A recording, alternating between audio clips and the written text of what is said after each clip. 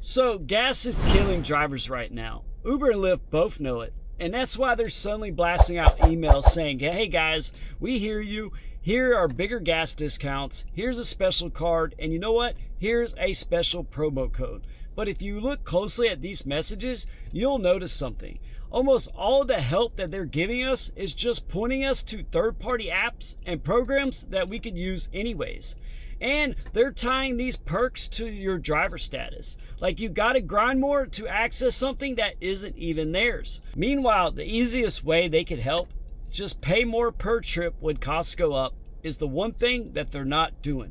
So in this video, I wanna break down what Uber and Lyft are really offering, how much it actually helps, and why drivers still feel broke even with all these gas perks in their inbox. So you might recognize me from my YouTube channel, Fares and Frustrations. Well, today you're watching the Gridwise YouTube channel. I'm an active rideshare driver. Over the last 2 years, I've done over 3,600 trips with Uber and over 300 with Lyft.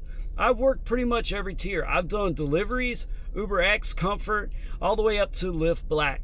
Now, I've tested different markets with all those tiers also, all the way from Miami to Atlanta, 2 different states. So I also use Gridwise as a paying driver to track my miles, track my earnings, and for real up-to-date airport info. But today, I want to talk to you purely as a driver about how these gas emails are really affecting our work. So let's start off with what Uber and Lyft are actually offering, and then we'll talk about what could really help drivers.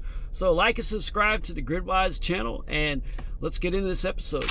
So let's start with what Uber and Lyft are actually offering, and then we'll talk about what would really help drivers. So first off is the marketing, right? Uber sends out this nice email, says steeper discounts on gas for relief at the pump. Well, then you scroll down and you see, well, it's up to 15% cash back on gas with the Uber Pro card based on your status. Then you get extra cents off per gallon through partners like Upside and Shell Fuel Rewards. Now, maybe a promo code like Uber Pro or Uber 40 for your first few fill-ups might help. But the message is, we know gas hurts, here's how we're stepping in. Now, on the Lyft side, you're gonna see the message is, hey, we know gas hurts, here's how we're stepping in, but it's a little bit different. So when you open their reward screen, especially the higher tiers, you're gonna see very similar things. Gas cash back with Upside against cents off per gallon. Then you're gonna see gas cash back with Lyft Direct card, debit card, just like you do with the Uber Pro card, based on your status. Then you're also gonna see a long list of other perks. But the main thing is, from the outside, it looks like both companies are saying, we get it, gas is a big problem. Here are all the ways we're helping you to save. But are they? But here's what's really going on. Almost all these perks are just partnerships. Upside is its own app. Shell Fuel Rewards is its own program. You know, TurboTax, all these other things they offer, those are all third-party deals. So you don't need Uber or Lyft to use them. You can download Upside, sign up for Shell, and you can do all that without Uber, and you get the same amount of money back as you would with Uber or Lyft. So what Uber and Lyft are doing is they're packaging those existing deals in an email or a reward screen, putting their logo on top and presenting it as if they're stepping in to save drivers. So on top of that, they're gonna tie the best version of those perks to your status. So now it feels like if I want a good gas discount, I gotta chase platinum or diamond, accept more rides, and stay loyal. But the discount isn't coming from Uber or Lyft. It's actually coming from the partner, the part that they control, which is base fares, and how much of each ride we keep doesn't get touched. So as drivers, our costs go up in real time. You know, gas, maintenance, tires, insurance, none of that waits for a corporate email. You know, the simple, honest way to respond would be charge more to the passengers when operating costs rise.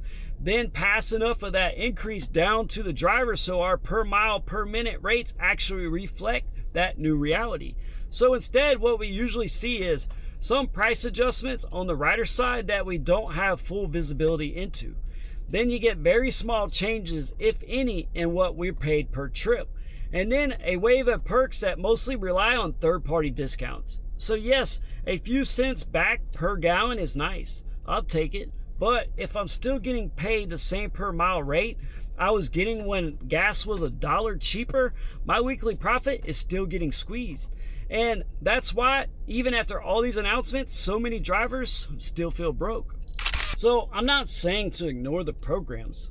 If you're a high mileage driver, you can stack a gas cashback card, something like Upside, or maybe a station specific program. You can absolutely save some money, maybe 10, 20 bucks a week more if you drive a ton. If you're already going to be buying that gas, you might as well grab whatever discounts are available. But we have to be honest about the status. So saving $20 a week on fuel doesn't fix a system where you're still doing those low paid trips, you're burning unpaid miles to chase rides, or your per mile rate hasn't kept up with the cost. So the platforms are presenting these perks like a solution to the pain drivers feel, when really they're just softening the edges of a much bigger problem. So what would real help actually look like? Well, from a driver's point of view, there's a few things that are way more powerful than just another partner code.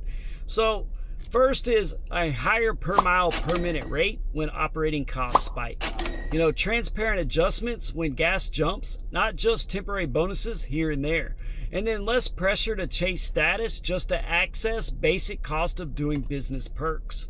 If they simply raise what they pay drivers in line with fuel and other costs and kept it there instead of yanking it back down when prices ease just a little, well, that would do far more for the drivers than any third-party discount link. So here's the part a lot of passengers don't realize, that companies can still charge riders more and claim they're covering costs while quietly letting our share of the pie stay flat or even shrink even more. So that's why so many of us look at these gas emails and think, okay, thanks for the codes, but when are you actually going to pay us what this work actually cost? So now this is the Gridwise channel. So I do want to quickly explain how I use this for my in context, right? So Gridwise isn't going to magically make gas cheaper, but what it does do for me is give me a clearer picture of what all this really means to my bottom line. So I use it to track my earnings across Uber and Lyft in one place. Now, I track my mileage and fuel so I know the real cost per mile and my real profit per hour. I compare different weeks, different markets, and different strategies so I can see, okay, gas went up. Did my profit drop just because of that? Or did my driving choices make it worse? So when I look at an Uber email or a Lyft reward screen, I'm not actually guessing. I can actually see my Gridwise dashboard and see whether my weekly profit changed in a meaningful way after I started using a perk or whether it's just noise. It doesn't fix the pay structure, but it keeps me honest about what's actually helping and what's just good marketing. So Uber and Lyft are absolutely acknowledging that gas prices are painful and that some of the discounts that they point us to can help around the edges, especially if you're disciplined about using them. But they're not the same as raising pay. So most of what they're offering is actually access to programs that already exist. They're going to be dressed up with their branding and tied to their driver status. So it's just a band-aid on top of a pay structure that still hasn't caught up with the real cost of doing this job. So when you ask, why do drivers still feel the cost of gas so much? Well, this is why. Our expenses go up immediately, but our pay usually doesn't. The apps send us more partner discounts instead of raising what we can earn per mile and per minute. That gap between rising costs and the flat pay is the reason that you can use every gas perk they offer and still feel like your wallet's getting thinner every week. So as drivers, the most important thing we can do is understand what actually changes our weekly profit and what's mostly just good marketing. That's why I track my miles. That's why I track my fuel and my earnings across apps, so I can see what's really moving the needle instead of just hoping a new perk will fix everything. So if this was helpful, guys, make sure you subscribe to Gridwise's YouTube channel and let us know in the comments how gas prices and these perks have affected the way you drive. And see you guys next week.